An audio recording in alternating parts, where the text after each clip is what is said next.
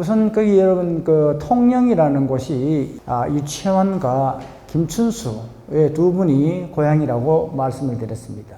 혹시 통영과 관련된 예술가 아시는 분 계십니까? 예. 박경리 생 묘소 거기 있죠. 맞습니다. 윤희상 선생이 고향이다. 네, 맞습니다. 또 거기 출신 유명한 시인이 있는데 어딜까요? 어떤 분이 있을까요? 한국 시조계에서 가장 유명한 시인 중에 한 분이 김상옥 선생입니다. 초정 김상옥 선생님. 그 다음에 통영에서 또 대표적인 예술가가 누구냐면 청마 유치환 선생님의 형님인 동랑 김유치진 선생이 있어요. 유치진 선생이 말하면 서울에 서울예술대학을 있던 자리, 남산에 있는 동랑 레퍼토리, 거기에 예술 연극관을 만들고 있는 분입니다. 그러니까 한국 연극계의 대부라고 할 수 있어요. 굉장히 중요한 분이 유치진입니다. 동랑. 그래서 이분이 통영 출신이에요. 그러니까 통영에 이와 같은 뛰어난 예술가들이 집중적으로 그렇게 많이 탄생하게 된 배경이 어디 있을까? 내일 통영 가시기 전에 한두 분도 아니고 이렇게 많은 윤희상 선생의 세계적인 예술가 아닙니까? 작곡가 아닙니까? 이런 분들이 어떻게 통영에서 그 좁은 작은 소읍에서, 지금은 시입니다만은 작은 고장에서 그렇게 많은 뛰어난 예술가가 탄생할 수 있었을까 하는 것도 여러분 한번 생각을 해 보시기 바랍니다. 자, 그러면 우리가 본격적인 어떤 주제, 문학인데 그동안에 제가 나눠준 자료 중에서 청마 유치환 선생은 여러분이 아마 잊어버리셨을 거예요. 왜냐면 적어도 초등학교 시에는 잘 없는데 중고등학교 교과서에 청마 선생님 시가 없는 교과서는 없어요. 그래서 그 정도로 유명한 중요한 어떤 시인이 청마 유치환 선생님입니다. 그래서 유치환 선생님이 여러분 이 시를 말씀드리면 여러분 아실 거예요. 첫째, 깃발. 들어보셨죠? 유치환 선생님 작품이죠. 또 어디? 바위. 그 다음에 생명의 서. 이거 실으시면은 아주 달콤한 시. 행복. 사랑하였으므로 행복하였느라. 오늘도 에메랄드 빛이 하늘날 창가에 앉아 내게 편지를 쓴다. 그 유명한 시 있잖아요. 이 시 대중적으로도 굉장히 많이 알려졌고 교과서에서 보일 정도로 문학성을 뛰어난 성과를 받고 있는 문학사에서 기록된 분이 유치환 선생님입니다. 그러니까 유치환 선생님의 면모를 좀 더 정확하게 한번 알아보도록 하겠습니다. 그런데 그 청마 유치환 선생님이 발굴한 시인이 김춘수 시인입니다. 아까 김춘수 시인은 여러분 꽃이라는 시는 다 아신다 그랬죠. 실존적인 철학을 바탕으로 하고 있고 언어의 문제에 대해서 어떤 접근한 시. 그런데 대중적으로 알려지기로는 사랑시로 알고 있죠. 내가 너를 이름을 불러줬을 때 비로소 네가 내한테 와서 의미가 됐다는 그런 것들. 사랑시로 늘 대중적으로 알려져 있습니다. 그러나 김춘수 선생의 그 꽃은 사실은 김춘수 선생의 의도와는 상관없이 유통되고 있어요. 그래서 그 이야기도 한번 같이 해보도록 그렇게 하겠습니다. 자, 이와 같은 것들이 사실 솔직히 여러분이 기대하신 것은 이 가을 날씨에 좋은 계절에 그 좋은 한려수도 통영을 바람 쐬면서 문학적 향기를 더듬어 보는 좋은 프로그램인데 그런 마음을 갖고 계십니다만은 그 전에 우리가 한번 여러분하고 좀 생각을 해볼 거 있습니다. 뭐냐면은 시란 무엇인가에 대해서 한번 조금 말씀을 드리는 게 좋겠대요. 왜 우리 삶에서 시가 필요한가? 시란 무엇인가? 이런 문제에 대해서 조금 같이 생각을 해볼까 싶은, 왜 시를 읽어야 하는가에 대한 이야기를 말씀드리고, 그리고 또 여기 접근했으면 좋겠다 그런 생각이 듭니다. 여러분, 시가 대단하다고 생각하십니까? 아니에요. 그러나 시가 대단하다고 생각하는 사람들이 많이 있었고, 우리나라에 시인들이 굉장히 많아요, 지금. 그래서 많은, 특히 연세되는 분들이 등단하려고 그래요. 시인 되려고. 그 시에 대한 어떤 높은 시인이라는 이미지가 있기 때문에, 좋은 이미지가 있기 때문에 그렇습니다. 역사적으로 간단히 설명드리자면, 한국에서 왜 시가 특별한 대접을 받고 시인이 왜 특별한 대접을 받게 됐느냐 하게 되는 것은 일제강점기하고 관계되어 있습니다. 왜냐? 그 당시에 3.1 운동 이후에 그 당시에 조선에서 돈 많은 부잣집 자제들은 전부 다 일본에 유학을 갔어요. 동경에. 지금은 하버드 가고 그다음에 미국에 가가지고 미국 가서 유학을 하죠. 그러니까 자제분들은 다 옛날이나 지금이나 다 유학을 한단 말이에요. 그래서 공부를 열심히 했습니다. 학위도 받아오고. 그런데 지금은 어떤 방면이든 다양하게 자기 일을 할 수 있지만 일제강점기에서는 문화정책에 의해 가지고 문화 쪽으로만 활동할 수 있고 나머지는 자리가 없었어요. 일제는 일본 사람들만 했지 여기에 한국 사람이 할 수 있는 게 없었어요. 법과도 그렇고 의사도 그렇고 그렇게 많지 않았습니다. 그래서 대부분의 사람들은 더 문학판으로 들어왔어요. 그래서 문인이라는 것은 꼭 말하면 지식인이고 지사고 그리고 또 아주 굉장히 이 사회에 지도적인 어떤 위치에 있다고 생각했던 거예요. 그래서 많은 분들이 유학을 하고 갔다고 한 다음에 문학에 많이 들어왔습니다. 그래서 시인은 특별한 대접을 받았던 거죠. 연세 많은 분들은 아시겠지만은 일제강점기 때는 한 군에 대학생이 1명 정도밖에 없었어요. 대학생이 없었습니다. 그래서 이 사람들이 들어가서 해야 할 일은 제한적이었던 거죠. 그래서 이 시인들, 문인들이 특별한 대접을 받았다는 거죠. 그 전통이 이어져 가지고 80년대 꽃을 완전히 피웠어요. 시가 대단한 대접을 받았습니다. 그래서 80년대 여기에 신문 어지간한 일간지에 이달에 발표된 시 해서 이달의 시, 이달의 소설이 여기에 박스 기사로 나왔어요. 문화면은 문학밖에 없었어요. 80년대까지. 그런데 90년대 88 올림픽 이후에 우리 사회가 어떻게 바뀌었냐 하면은 88 올림픽 이후에 우리 사회가 지나치게 대중 소비 사회로 급전적으로 급히 변환됐어요. 이 때문에 급격히 이와 같은 대중 소비 사회로 가게 됐습니다. 그 배경이 뭐냐 하면은 80년대 신군부가 들어오면서 일종의 우민 정책을 펼치겠습니다.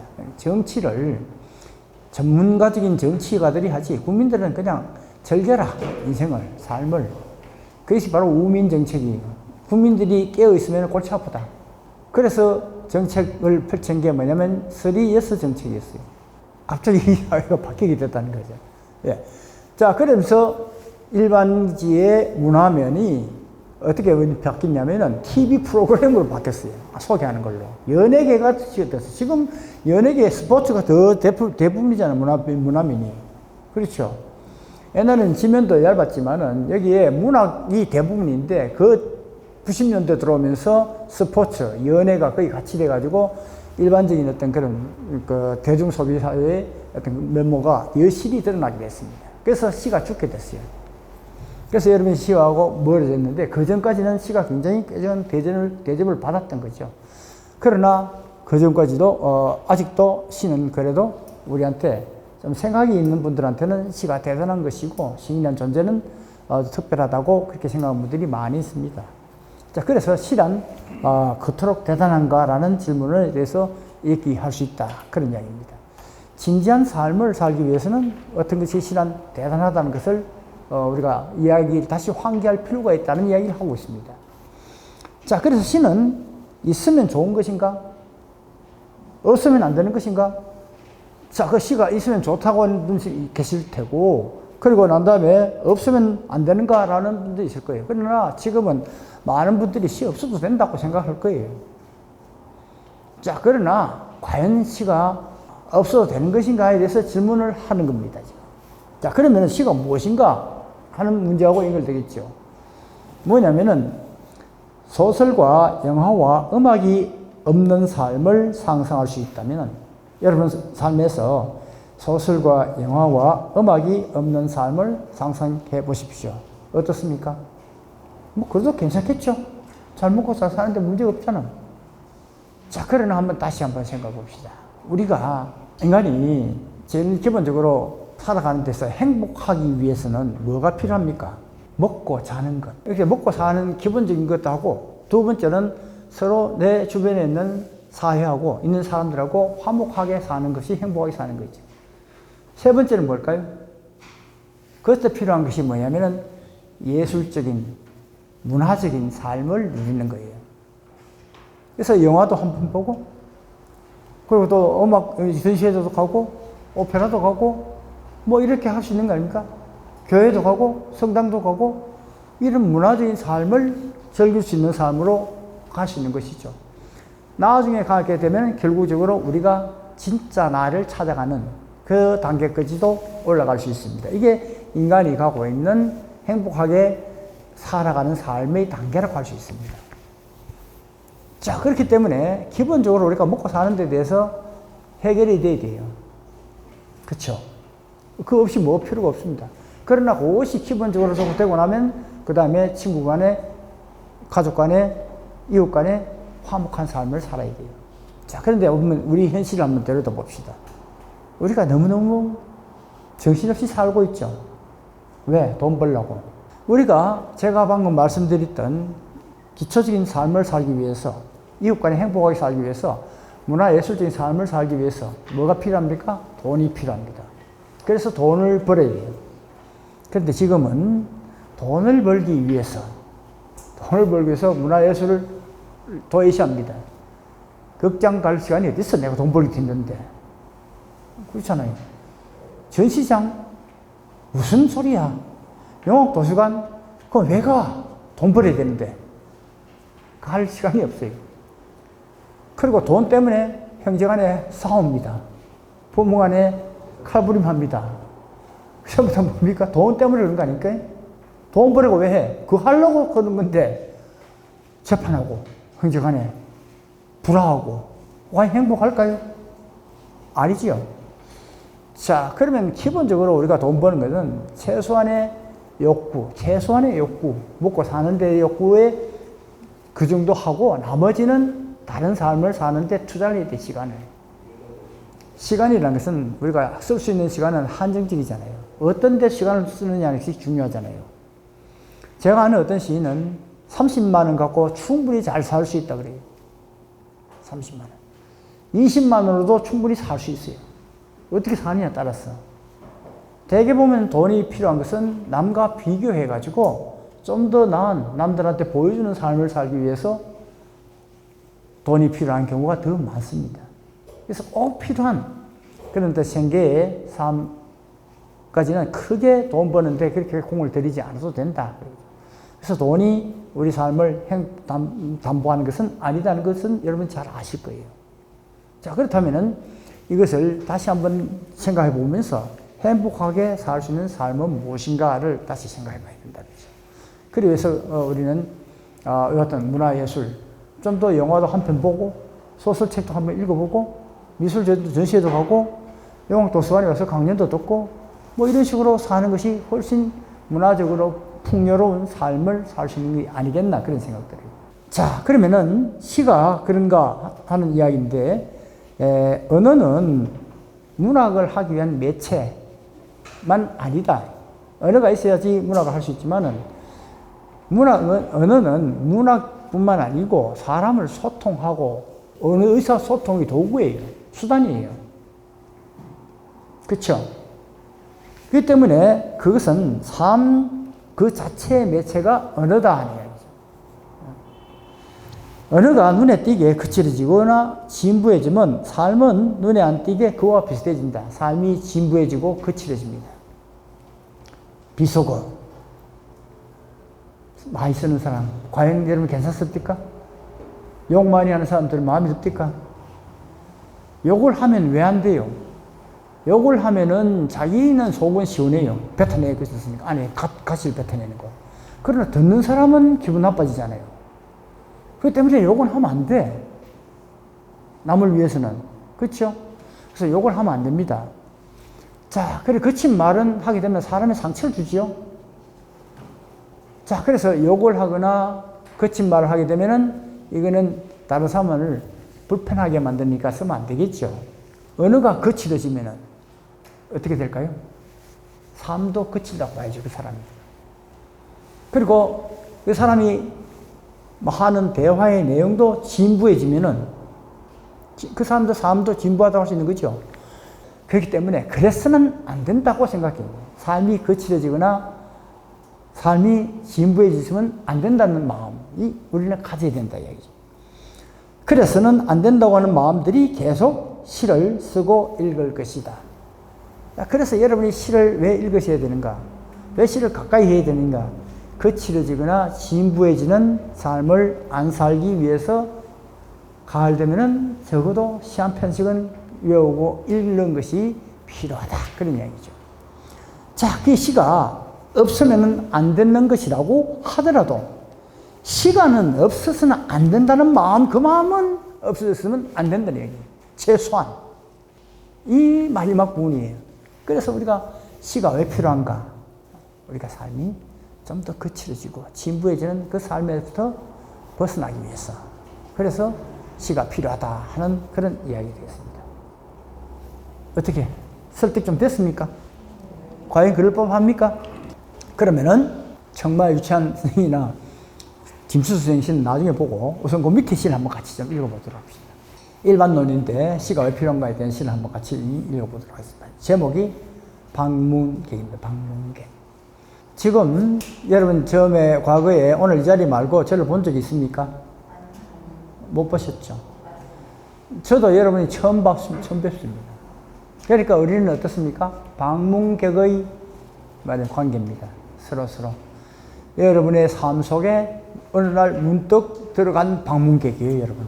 그래서 방문객이 여러분 놓고 소리를 들으면서 다시 한번 여러분의 삶을 되돌아보시라고 하기 위해서 방문객이 온 거예요.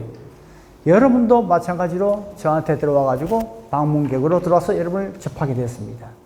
그래서 이 방문의 객의 의미에 대해서 같이 한번 생각해 보자는 뜻입니다. 그래서 이 정현종 시인의 시를 소개하게 됐습니다.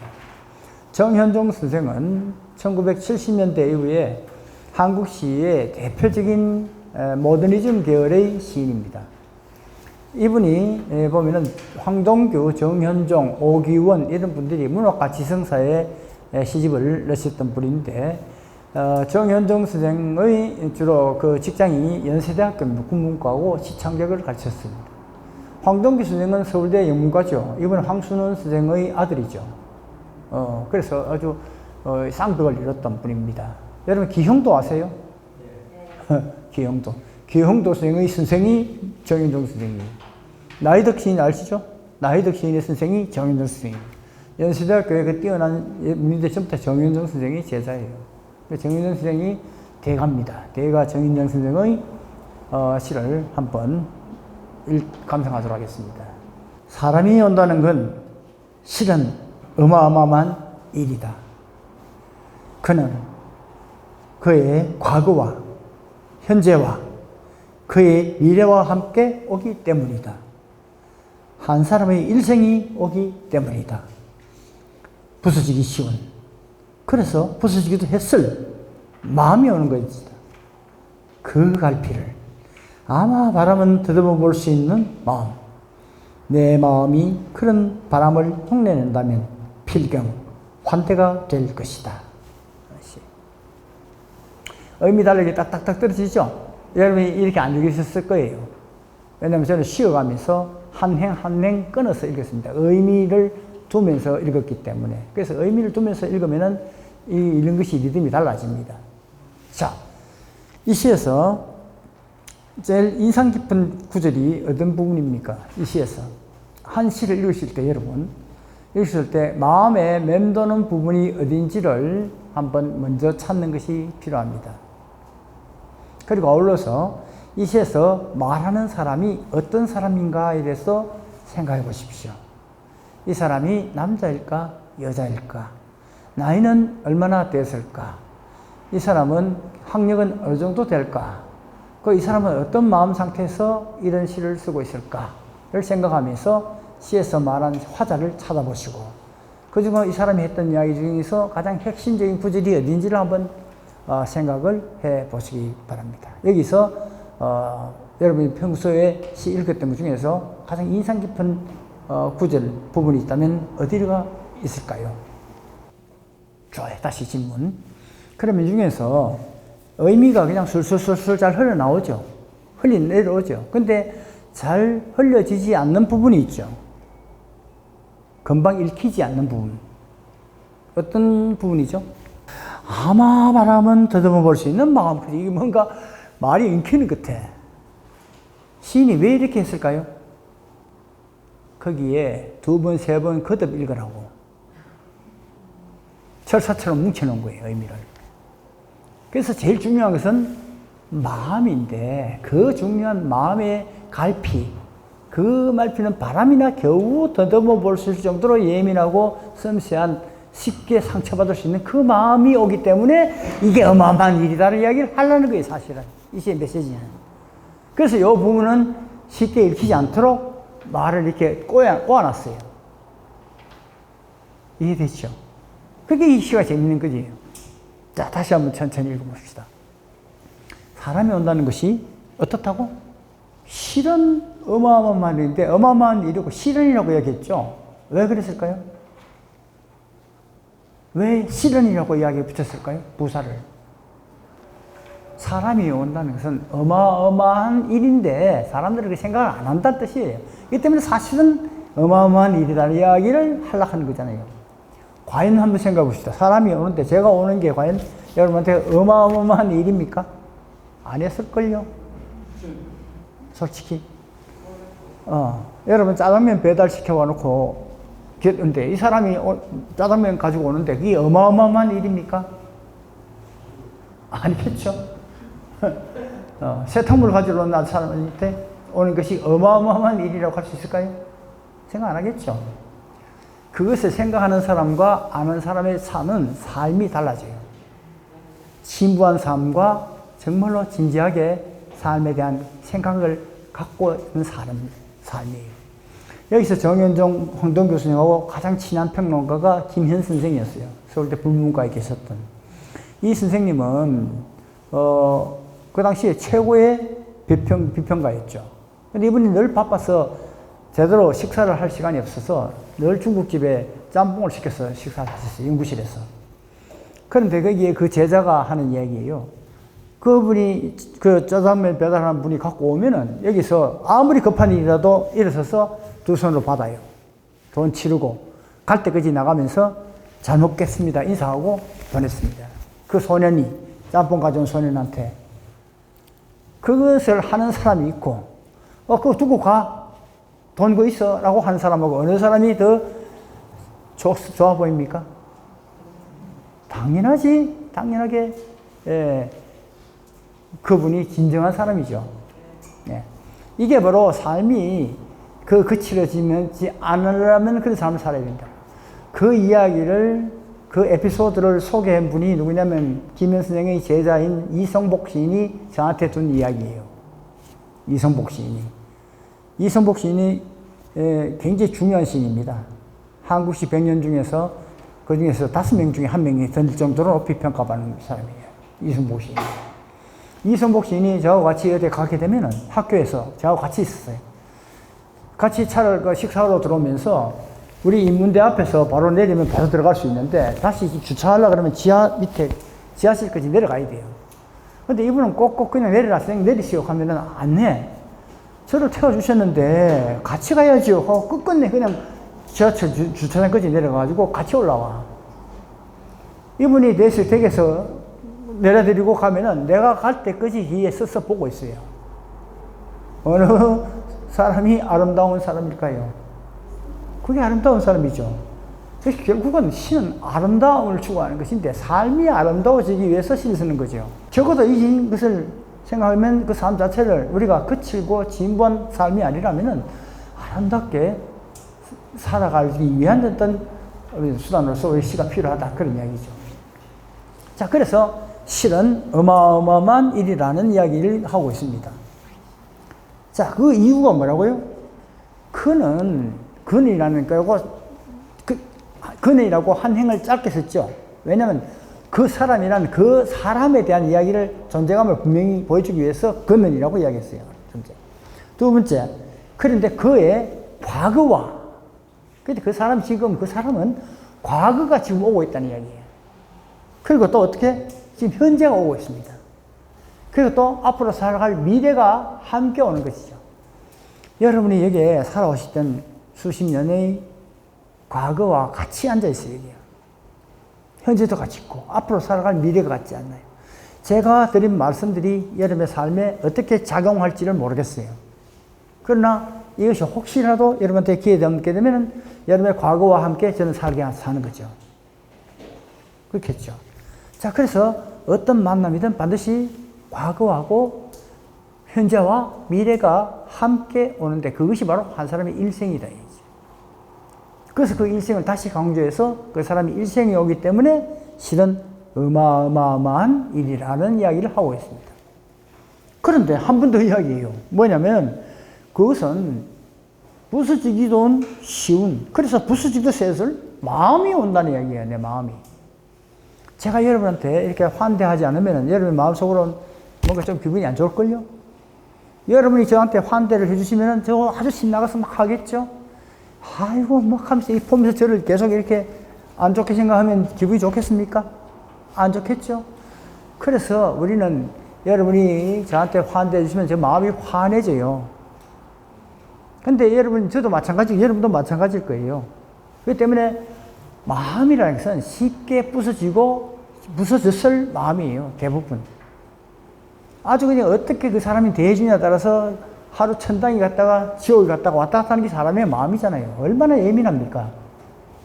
자, 그래서 마음이 오는데 그 마음이 어느 정도냐 하면은 그 마음의 갈피는 어느 정도냐 하면은 바람은 아마 겨우 바람 정도라 더듬어 볼 수 있을 정도의 것이다.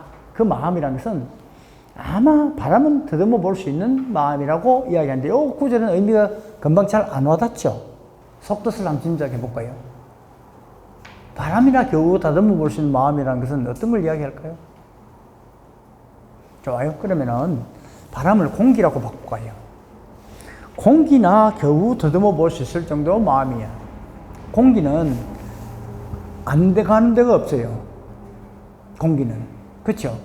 근데 그 공기는 우리가 피부에 와닿을 때 보면 보세요. 화상 환자가 가장 고통스럽다고 그래요. 왜냐하면 이 피부가 벗겨지면 공기에 노출되면 썰어서 못 견딘다고요. 그래서 화상 환자들은 진공실로 들어가야 돼요. 그렇죠? 우리는 다행히 이와 같은 피부가 보호해 주기 때문에 이 공기가 닿아도 아픔을 못 느껴요. 그렇죠? 자, 그래서 이 바람이라는 것이 곧 공기예요. 바람이라는 그 공기라는 것은 공기가 빠른 게 있고 늦은 게 있겠죠. 다 같은 다 바람이에요. 이 바람인데 겨우 다듬어 볼 수 있는 마음인데 이 마음인데 이것은 우리가 마음이 왜 피가 벗겨지면은 아주 썰어진다 그랬죠. 자, 그러면 여기서 한번 생각해 볼게요. 이런 게 있어요. 어린애의 피부하고 노인의 피부는 차이는 어디 있을까요? 여러분, 나이 들면은, 가을 되면은 딱 각질 생기죠?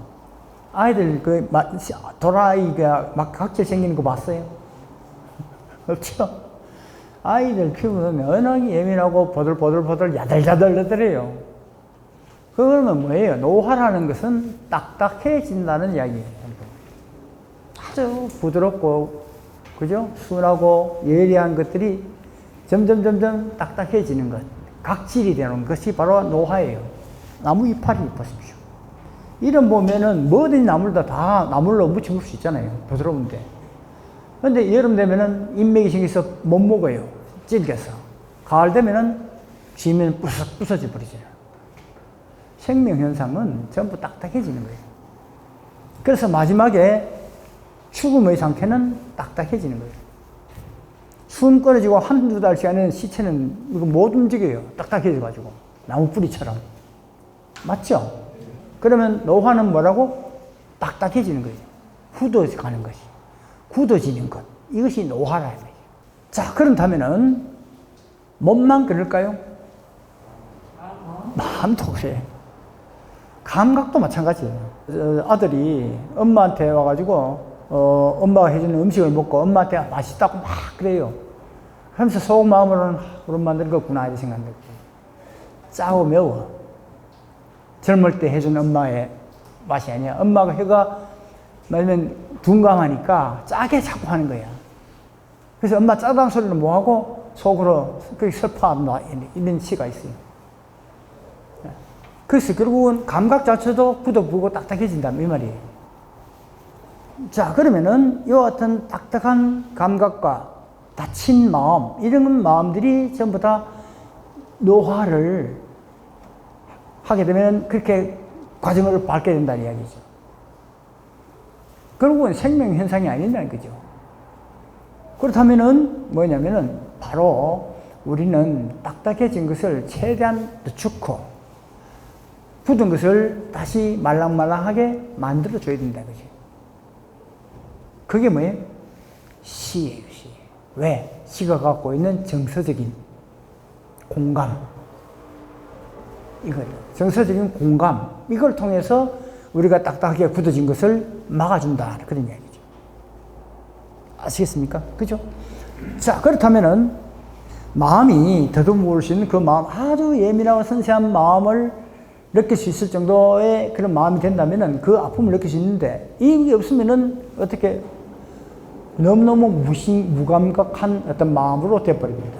그러면 어떻게 될까요? 서로가 이게 문제가 생기는 거죠. 갈등이 생기는 거예요. 이 사람의 마음을 내가 알게 되면은 갈등이 있을 수가 없어요. 그래서 중요한 것은 공감 능력이다. 공감할 수 있는 능력. 공감하는 능력은 굉장히 중요합니다. 이게 문학에서도 중요하고 살아가는 데 있어서 중요합니다. 공감 능력이 뭐가 공감 능력이라 할 수 있을까요? 상대방의 마음 속에 들어가는 거죠. 그럴 때 제일 효과적인 방법은 너무너무 미운 원수 같은 인간, 그 속에 들어가 보는 거예요. 그 사람이 내가 나를 바라보는 거예요. 그러면 약간 이해할 수 있는 국면이 생긴단 말이에요. 그러면 그 원수 같은 사람 때문에 내가 불행해지고 괴롭고는 힘들어. 그러면 그 속에 들어가게 되면, 공감하게 되면, 그 사람 마음에 들어가면 나를 조금 용서할 수 있는 여지가 생긴단 말이에요. 그래서 공감 능력이 필요하다. 그것은 굳은 마음에서부터 어떤 말랑말랑한 마음으로 바꿔줄 수 있는 그런 능력이 된다, 이 이야기예요. 자, 그래서 우리는 궁극적으로 제가 하는 이야기는, 우리가 시를 읽는 이유는 굳은 감각, 다친 마음을 여는 것. 어떻게? 상상력으로, 공감하는 능력으로, 그걸 통해서 정서적인 어떤 공감을 통해서 이것을 회복한다는 것. 그것이 시가 필요하다는 그런 이야기 되겠습니다. 이게 바로 방문객을 통해서 여러분들 시가 왜 필요한지에 대한 말씀을 드리기 위한 이야기 방법들이에요. 자, 그래서 내 마음이 그런 바람을 흉내낸다면, 그 섬세한 마음의 자리를 더듬어 볼 수가 있다면은 어떻게? 필경, 어떤 만남이든 환대가 될 것이다. 여러분이 저를 환대하고 저도 여러분을 환대할 수 있을 것이다. 마지막으로 여기서 보십시오. 실언이라고 이야기했죠. 앞에 이행에 제일 마지막에 뭐냐면 필경이라고 이야기했죠. 왜 필경을 했을까요? 소리가 비슷하죠. 실언이 굉장히 강하죠. 필격도 필경하고 시죠. 그렇죠. 필경. 이것을 강조하기 위해서 이것을 말을 붙였던 것이고, 시어, 시고 피업이 들어가기 때문에 이 말의 시어가 선택됨으로써 이것이 그 의미가 더 강하게 강조할 수 있었다. 그런 얘기죠. 그리고 보십시오. 사람은 실은 두 번 시자가 반복되죠. 그는 그의 과거, 현재 히읗과 히읗 붙죠. 기역과 시역과 히읗과 이 뜻이 제일 앞자리에 비슷비슷한 음소가 계속 반복되죠. 이걸 통해서 리듬을 만들고 있어요. 그래서 전체적인 흐름을 만들어내고 있다는 것이, 이 시가 하는 시인스 특별한 무슨 기교가 있는 것은 아닌데 숨어있는 기교가 다 들어가 있는 대가의 작품이다. 그런 이야기 되겠습니다. 자, 이 시는 유치환의 시하고 김춘수를 사실은 하기 위한 자리인데도 불구하고 여러분이 시에 대해서 좀 멀리 사셨다고 가정을 하고, 제가 확인했으니까. 그래서 우리가 왜 시가 필요한 것인가, 시가 무엇인가를 대해서 실제 여러분의 삶에서 작용할 수 있는 그런 국면을 전달하기 위해서 정인종 시를 소개하게 됐다고 말씀드립니다. 그래서 이 시를 한번 읽어보시고, 여러분 이 시를 마음에 여러분 집에 앞에 붙여놓고, 냉장고에 붙여놓으시고, 늘 사람을 만나고 또 핸드폰 앞에 적어놓고 그러고 난 다음에 그 마음을 제가 드렸던 말씀을 늘 떠올리면은 여러분이 이 시간 여러분한테 아주 좋은 선물이 될 것이다 생각됩니다. 그래서 이것을 기억해 주시면 좋겠습니다. 우선 청마 이찬 선생은 1908년에 태어나서 1967년도에 부산에서 교통사고로 돌아가셨습니다. 근데 이분이 사실은 해방 공간에서 생명파라는 유파를 결성해서 그런 평가를 받았습니다. 근데 이분의 삶에 대해서도 한번 생각을 해볼까 싶은데요. 이분은 시인이면서 우리 삶에서 뭘 또 했냐면 일종의 이분은 사상가면서 경세가예요. 경세가라는 것은 세상을 이렇게 다스리는 말하면 사상으로서 이 세상을 다스렸던 분이라고 할 수 있습니다. 그래서 아주 큰 시인이라고 할 수 있어요. 자, 그래서 단순히 그 시인이 아니고 그 당시에 제가 시인은 그 시대의 지성으로서 그 세상을 이끌어 나가는 어떤 그런 인물이 시인이라고 말씀드렸죠. 그때 대표적인 인물이 유치한 선생이다. 그렇게 이야기를 할 수 있겠습니다. 근데 이분이 경세가로서 무슨 활동을 하셨냐면 이분은 시인이면서 교육자면서 경세가예요. 교육자로서 이분은 대구하고 굉장히 연관이 많습니다. 대구여고 교장을 하셨거든요. 경주고등학교 하셨고 경주 여자여고 나왔고요. 여기에 경북 지역에 교장을 활동을 많이 했어요. 자, 그러면서 굉장히 인기가 많았습니다. 안 그렇겠습니까? 교과서에 나오는 시인이고 시인 교과장 선생님. 60년대까지만 하더라도 우리나라에 시인이 200명밖에 안 됐어요. 지금은 수만 명 되는데 60년대까지 시인이 200명밖에 안 됐어요. 굉장히 귀했죠. 그 중에서도 더 뛰어난 유명한 시인인데 이분이 교장 선생님으로 왔으니까 학생들이 굉장히 좋아했겠죠.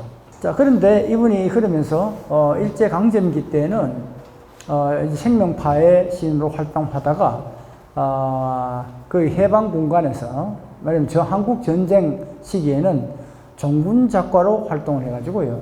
거기서 보병과 더불어라는 그런 시집을 통해서 전쟁 현장을 종군하면서 그 시를 썼던 분이에요.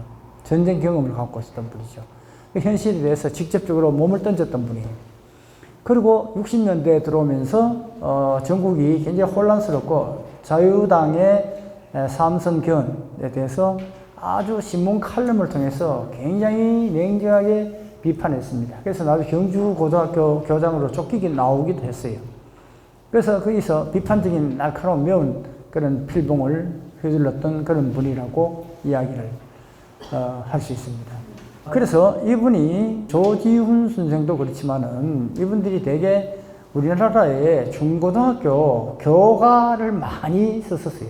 그 중에서 우리가 기억할 만한 게 뭐냐면 228 학생운동 아시죠? 228 탑이 명동 로타리에 있었는데 옛날에 지금은 저 두류 쪽인가 옮겼죠. 키워가지고 228 학생운동 의거 뒤 비문을 청마 선생이 썼습니다. 예. 그래서 그 청마 선생이 우리나라의 중요한 어떤 불의에 항거하는 운동에 있는 글을 많이 썼던 분이라고 그렇게 이야기를 할 수 있겠습니다. 그래서 교육자로서 경세가로서 시인으로서 삶을 아주 그냥 다양한 분면에 큰 영향을 끼쳤던 그런 시인이라고 이야기를 할 수 있겠습니다. 그 정도로 아시면 좋겠습니다. 자, 그 중에서 유천 선생의 시는 크게 세 가지로 가닥을 나눌 수 있어요. 정신주의, 형이상학적인 철학의 시. 이게 이제 청마의 시고, 두 번째는 아까 이야기했던 현실 비판적인 시. 이런 시들이 있겠고, 울릉도 같은 시집이에요. 세 번째 시는 연시, 사랑시. 이건 여러분이 아실 거예요. 연세 좀 드신 분은 아실 거예요. 행복이라는 시. 사랑하였으므로 행복하였네라는 그런 시. 이런 시, 유명한 시가 있죠. 이 사랑시고, 시조시인 이호우 선생의 연애 편지를 오랫동안 주고받아가지고, 거기에 대한 어떤 걸로 어떤 유명한 어떤 분이라고 할 수 있습니다. 지나가는 길로 말씀을 드리자면은, 청마 선생님이 돌아가실 때 소복 입은 여인이 몇 분이 오셨다고 그렇게 얘기 들어요. 그리고 청마 선생이 거기에 이영도 선생의 서간집을 나오고 돌아가시고 난 다음에 나오는데 행복하여 사랑하여 서로 행복한다는 그 공전의 히트를 친 베스트셀러 서간문이 나옵니다. 근데 한번 생각해 보십시다. 그러면 청마 선생이 이영도 선생하고 어떤 관계였을까요? 혹시 들어보셨습니까? 이영도 선생하고 그 러브 스토리 들어보셨어요? 이영도 선생은 이호우 청도의 이호우 선생의 여동생이에요. 이분이 아주 일찍 결혼해가지고 24살인가 아마 했는데 남편이 폐결핵이 걸렸던가 봐요. 그러면서 그 당시에 통영에 이영도 선생의 언니가 한약방을 했던가 봐요. 그래서 동생을 불러가지고 여기서 치료를 하라고 불러왔는가 봐요. 그러면서 거기에 학교에 교사로 근무를 하게 됐죠. 그런 상태에서 청마 선생을 만나게 됐던가 봐요. 그리고 난 다음에 그 영도 선생은 30살인가? 아주 이른 나이에 결국 남편이 별세를 하고 혼자 샀었어요. 자, 그러면서 거기에 편지를 보냈습니다. 얼마나? 장장 20년 동안. 한 5,000통을 썼대요. 그게 여러분 어떻게 생각하세요? 그렇다면 이 사랑은 특별한 사랑이라고 봐야 되겠죠. 어떻게 5,000통은 20년 동안 편지를 쓸 수 있을까요? 그렇잖아요? 거기 다른 마음이 있다면은, 어떤 다른 마음이 있다면은 그것이 아마 일찍 깨졌겠죠.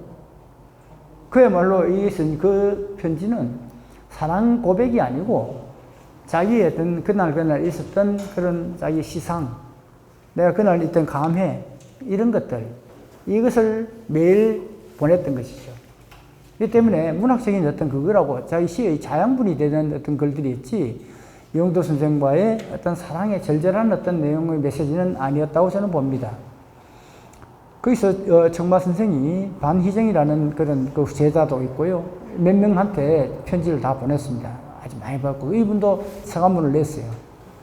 이것과 따라서 제가 문득 이렇게 생각이 들더라고요. 왜냐하면 저도 67년도에 친구들하고 엽서를 굉장히 많이 주고받았거든요. 그 당시는 전화도 없죠. 전화가 없고 편지도 없어. 그렇기 때문에 관제 엽서가 있잖아요. 이걸 해가지고 많이 보냈어. 저도 수십 장을 보냈고 수십 장을 받았어요. 일주일에 하나씩 계속 주고받았어요. 글 쓰는 친구들하고. 그런 풍토가 있었어요. 그걸 뭐 특별한 그 친구하고 뭐 제가 사랑을 해서 뭐 했겠습니까? 그러니까 이런 어떤 내가 갖고 있는 문학적인 어떤 그런 단상 에세이 짧은 거를 보내주고 받았던 거죠. 꼭 보여야 되는 거죠. 그 때문에 20년이나 지속할 수 있다는 것은 그 사랑은 계속 지연되는, 지속되는 사랑이라고 봐야 돼요. 사랑은 항상 사랑의 발생과 지속과 소멸의 운명을 겪게 돼 있어요. 환상에서 소멸로 가는 그 과정이 하게 되는 힘이 이것을 가질 수 없기 때문에, 끝없이 지연되기 때문에, 그래서 그 사랑은 지속할 수 있는 것이죠. 그래서 청마 선생이 이영도 선생과의 사랑은 이영도 선생이 절대로 곁을 주지 않았을 거라고 봐요. 못 오게. 적당한 거리를 유지하도록. 그렇기 때문에 20년 동안 계속 끊임없이 파도처럼, 빗물처럼 이렇게 다가올 수 있도록. 그렇기 때문에 사랑이 지속될 수 있었다. 그렇게 생각돼요. 그렇기 때문에 이분이 흔히 알고 있는 청마 선생과의 영도 선생의 사랑은 그런 차원에서 접근하는 것이 옳다. 저는 그렇게 생각합니다. 자, 그러면 깃발을 한번 같이 읽어보겠는데요. 자, 잠깐 사전 배경을 갖고 한번 생각해 봅시다. 이 사람이 어떤 사람일까? 남자일까? 여자일까? 이 사람이 어떤 장소에서 무엇을 보고 있을까? 그리고 거기서 무슨 생각을 하고 있을까를 생각하면서 이 시를 한번 읽어보시다. 자, 이거 교과서에 많이 나오죠? 다 읽어보셨죠? 자, 이 사람이 남자일까요? 여자일까요? 남자의 어조죠. 이 사람이 지금 어떤 장소에 있을까요? 바닷가에 있겠죠? 푸른 해원이 나오니까. 자, 바닷가에 있는데 바닷가에 있으면서도 또 더 구체적으로 한번 볼까요? 어떤 장소에 있을까요? 자, 바닷가에 뭐를 보고 있습니까, 이 사람은? 바닷가에 있는 깃대에 메어놓은 깃발을 보고 있습니다. 그렇죠? 자, 그럼 장소는 거기서 어느 시점에서 보고 있을까요? 첫 행 보십시오. 뭐라고? 깃발이 펄럭이는 것을 뭐라고 표현했죠? 소리 없는 나우성이에요. 그러면 어디서 보고 있습니까? 요 안에서 펄럭이는 거 보는 거 아닙니까? 창 안에서. 교무실에서. 여기 소리는 없는데 막 아우성 치고 있어요. 그런데 안에서는 소리가 안 들리잖아요.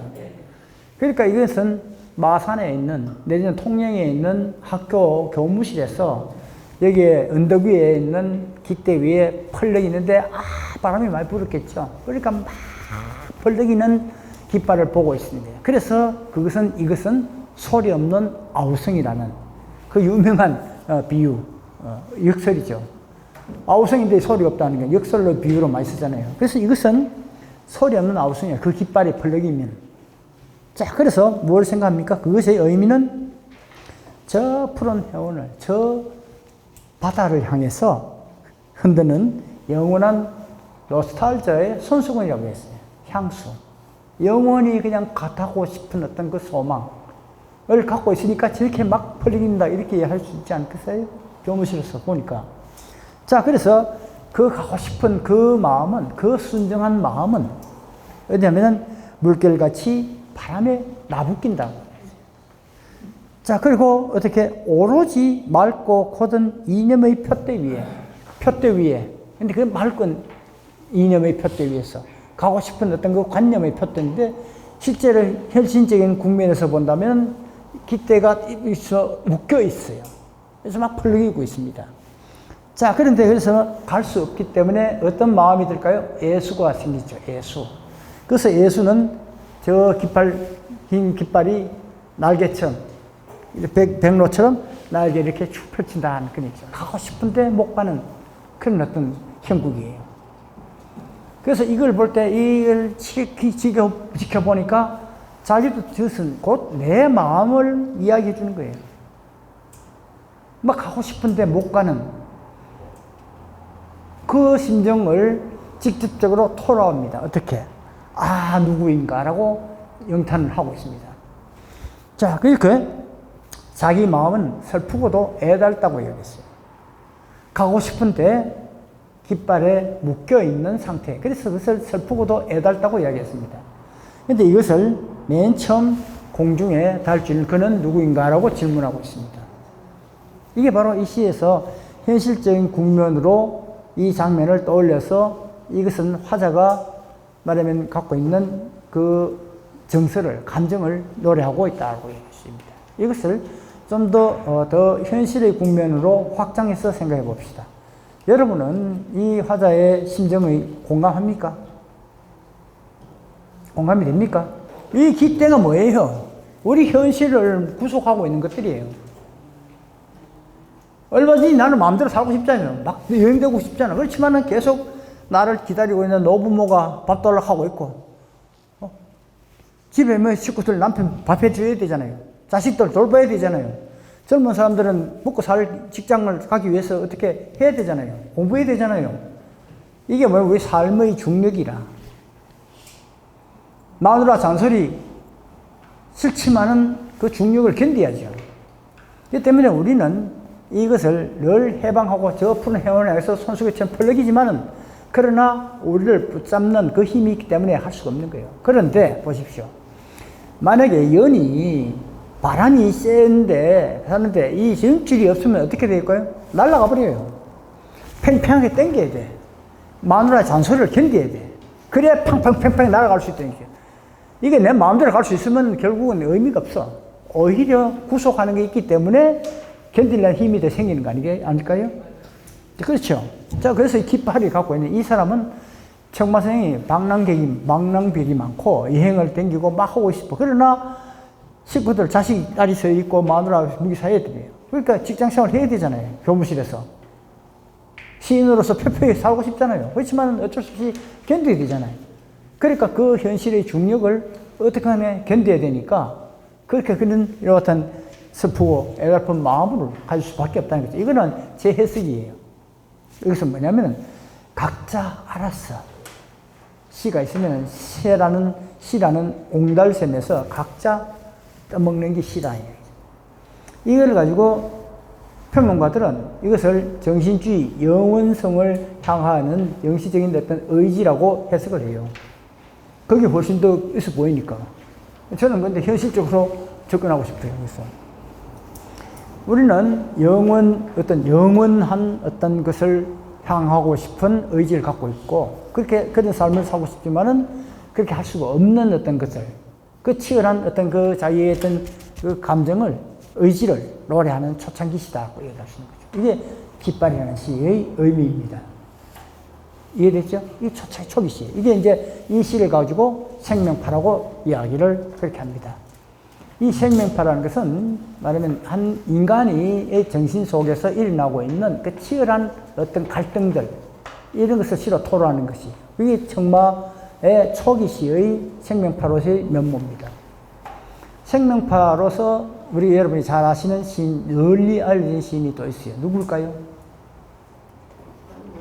잘 아시다시피 미당 서정주예요. 서정주가 바로 생명파예요. 그리고 함형수, 오장환 이런 분들이 다 생명파예요.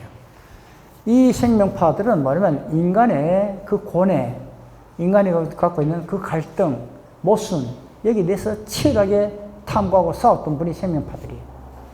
그래서 서정주는 육체적인 어떤 욕망, 리비도, 이념, 이드, 이와 같은 인간의 뜨거운 육성, 피 끓는 육체적인 욕망, 갈망을 노래했던 사람이죠. 그게 바로 꽃뱀이죠. 화사. 꽃과 뱀이라는 것은 뭔 꽃은 아름다움이고 뱀은 욕망이다. 그래서 아름다우면서 징그러운 이 두 가지를 같이 보여줬던 거예요. 화사를 통해서. 자, 이게 생명파거든요. 근데 정신적인 국면에서의 생명파는 유치함이고, 육체적인 측면에서 생명파는 서정주다. 그렇게 나눌 수 있습니다. 자, 이것이 문학사적으로 생각하면 생명파는 왜 나타났느냐. 30년대 우리 시는 이미지즘 정지용의 시가에서 반작용으로 나타났어요.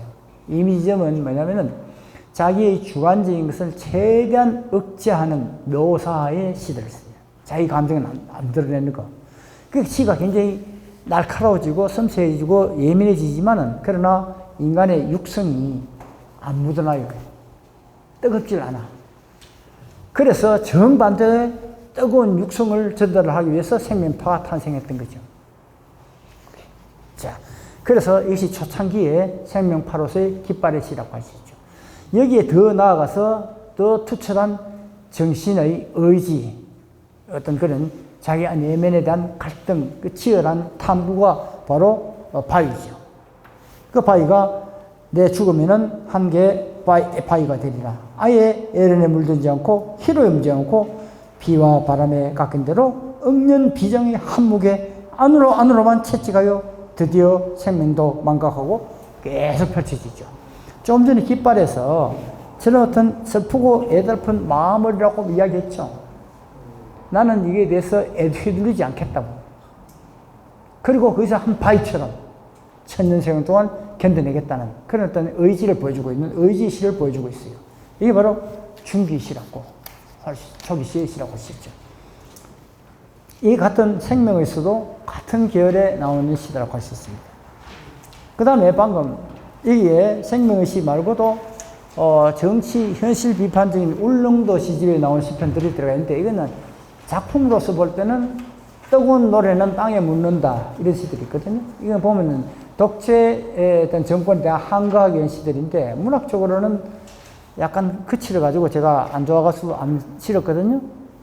자, 이거 뭐냐면 시가 너무 메시지가 전면적으로 드러나면은 시의 미학이 죽어버려요. 그렇기 때문에 시가 재미가 없어요. 우리 대구 분들에게 오해가 될 수도 있는데 한번 보십시오. 미당 서정주하고 이육사의 시하고 여러분 어느 시가 더 재밌습니까요? 서정주가 재밌죠. 왜 그럴까요? 썩은 사과가 맛있기 때문에. 그래서 그것이 서정주가 갖고 있는 그 알록달록한 시들은 이 서정주라는 사람이 문제적인 인간이기 때문에, 문제적인 인간이부터는 문제적인 시기 때문에 그 시 재밌는 거예요.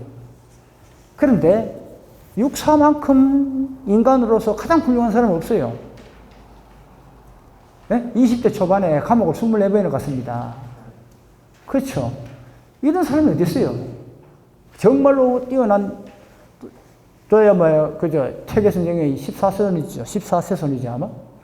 그들도 양반 귀족 가문의 자제고 아주 뛰어난 어떤 탁월한 정신력을 갖고 있는 분이에요. 인간으로서는 가장 뛰어난 시입니다. 그러나 그분의 시는 죄송하지만은 그분은 시는 일종의 자기를 확인하기 위한 과정으로서의 시였던 거죠.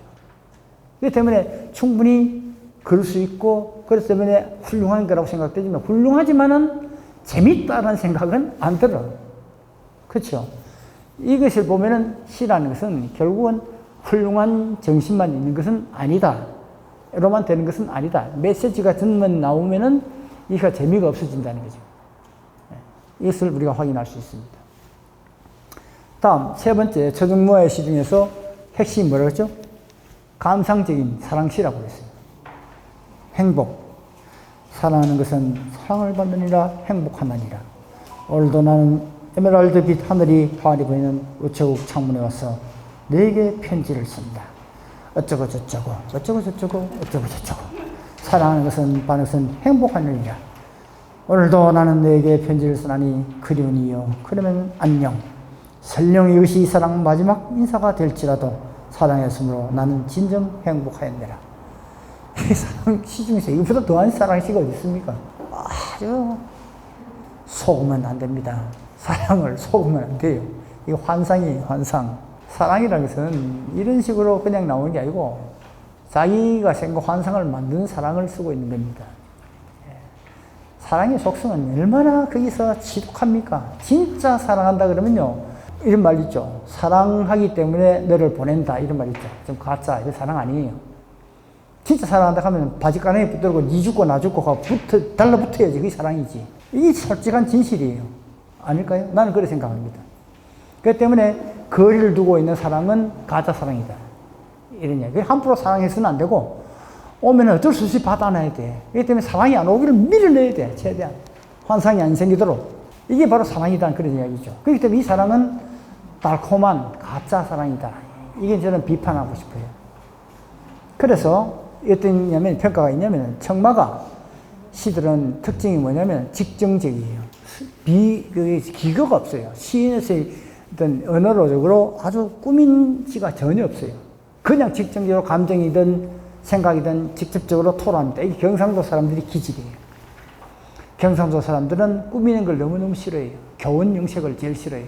제일 좋아하는 건 강의 목소리야. 거칠고 무뚝뚝한 거. 사랑한다는 말 절대 안 하죠, 자식한테. 자기 친구한테는 자기 자식 자랑하지만 절대 앞에서 사랑 이야기 안 하죠. 하면 이상한 사람 되어버린 거예요. 이게 경상도 사람들의 기질이에요. 이 직접적으로 이야기 안 하고 애둘러서 하는 게 경상도 사람들이에요. 그래서 말을 꾸미는 것은 경상도 사람이 아니에요. 그래서 경상도 시인은 경상도의 방식으로 시해야 된다는 게 제 주장이에요. 거칠게. 그래서 미당의 시는 초창기에 썼던 이런 시들에 대해서 굉장히 비판이 많았어요. 너는 시가 그렇게 시인 아니야. 기교가 없다. 그래서 자기 시 두 번째 시집에 자서에 그래서 나는 시인이 아니라고 이야기해요, 본인이.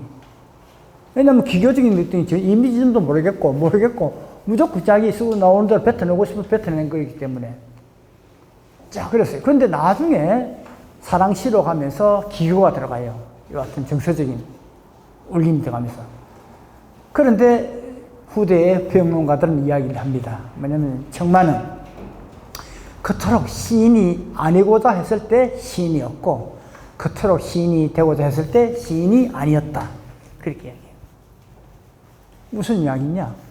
그래서 기거에 있는 것이 아니고 그 치열한 어떤 정신의 그런 탐구, 그게 시인이고 그걸 가지고 딱 다듬고 겸하고 꾸미고 이런 어떤 기교적인 어떤 시를 썼을 때, 그리고 지나치게 감상적인 시를 쓸 때는 옳은 시가 아니었다는 평가가 나왔다는 얘기죠. 이해됐습니까? 자, 그래서 그렇지만은 대중들은 청마의 마지막 이런 시들을 너무너무 좋아했어요. 그래서 생각해보면, 초창기에 그 같은 바위 같은 생명에서 이런 실을 썼던 분이 어떻게 이렇게 알록달록한 이런 사랑 시를 쓸 수 있을지 정말로 이해할 수 없어요.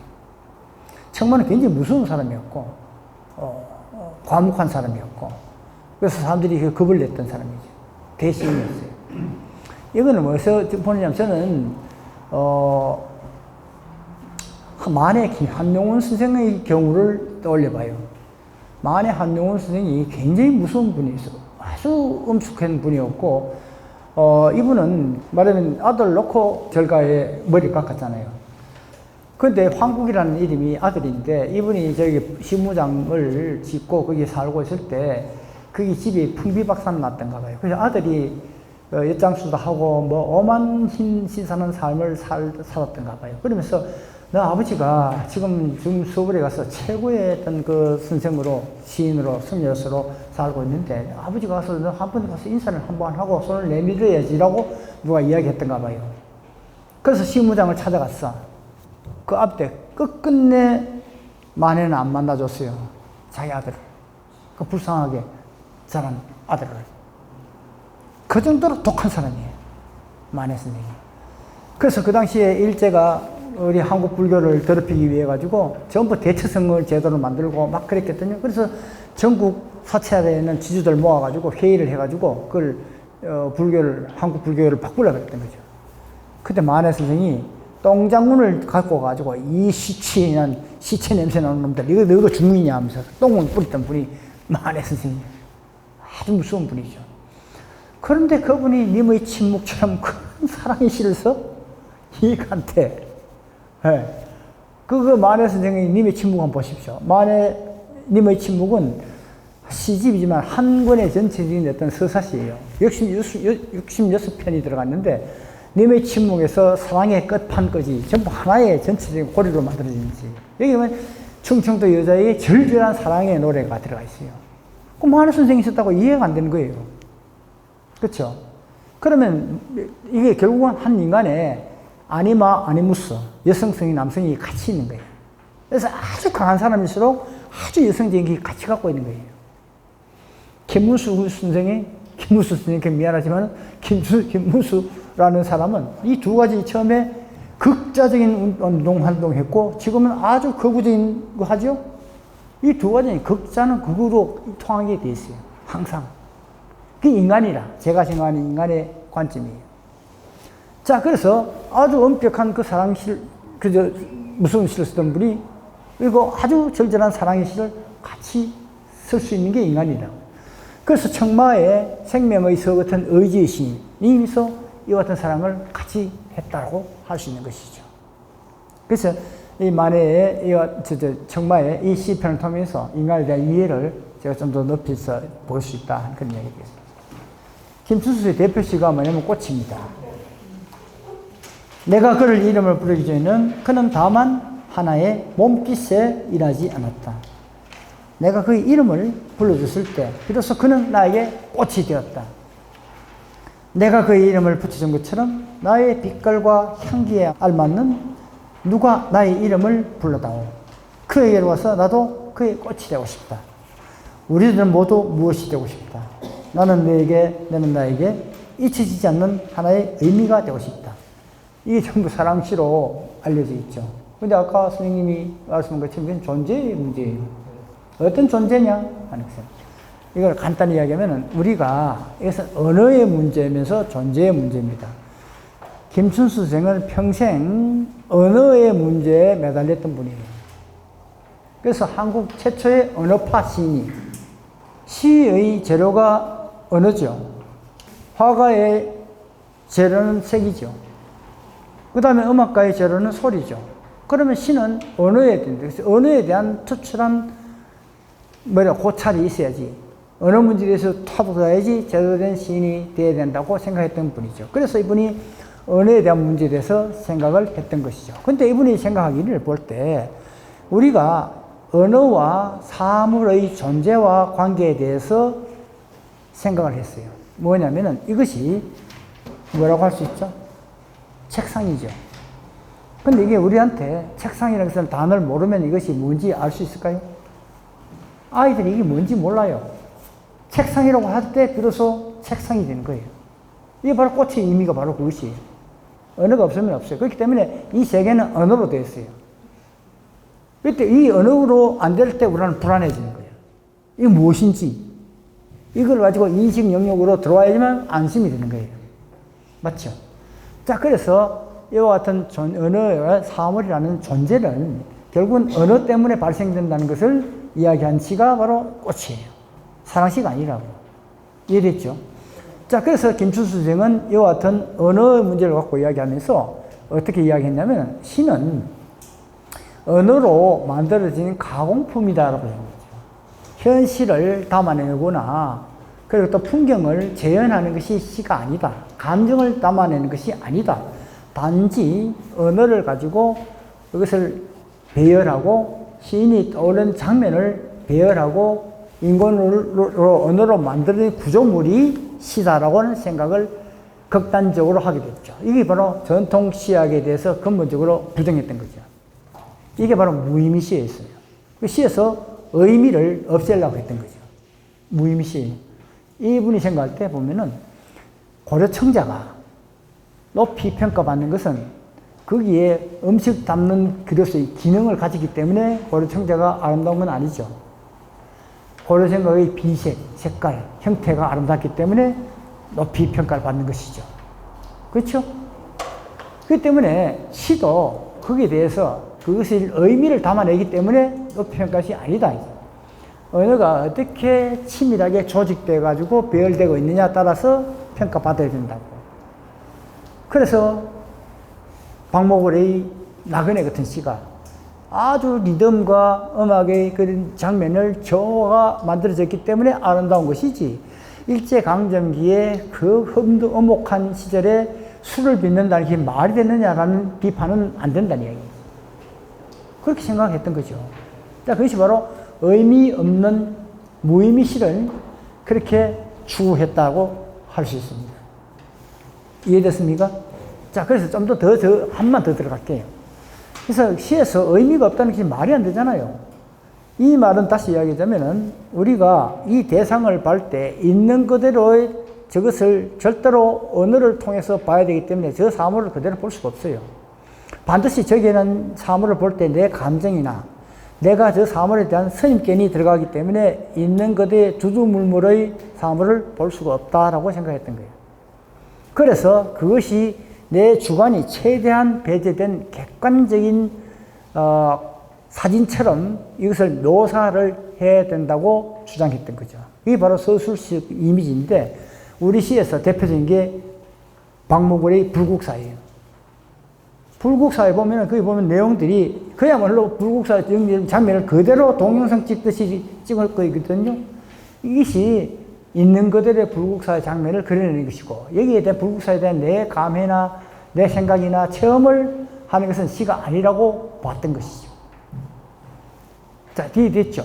이게 바로 김춘수 선생이 생각했던 무의미 시의 초기 단계예요. 그런데 김춘수 선생이 생각할 때 자, 그러나 그것을 내가 있는 그대로 내 감정을 최대한 배제해가지고 그려냈다 하더라도 그러나 어떤 장면이 떠올린다는 것은 또 다른 선입견이 들어가게 되기 때문에 이것을 못하게 흐트러 놔야 된다고 생각했던 거예요. 그 배를 깨나쁜 거예요. 그래서 한 장면이 떠올랐다가 다른 장면 엉뚱한 걸 툭 들어와 버리고 그러고 난 다음에 또 뭐가 인가 싶은 거, 이 시인이 하려는 말이 인가 싶어서 또 하면 또 다른 엉뚱하게 툭툭 들어와요. 이걸 계속 그냥 갖고 와가지고 의미 자체를 무하게 안 떠오르는 무화의 상태로 만들어버려요.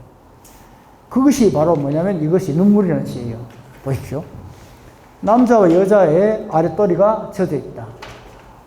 아, 이거 뭐가 약간 음란한 느낌 들기도 하고 뭐 그래서 남자 여자 아랫도리라고 하니까 자 그럼 뭔가 떠올렸죠? 근데 두 번째 밤에 보는 오갈피나무의 아랫도리가 젖어 있다. 이게 무슨 말이야?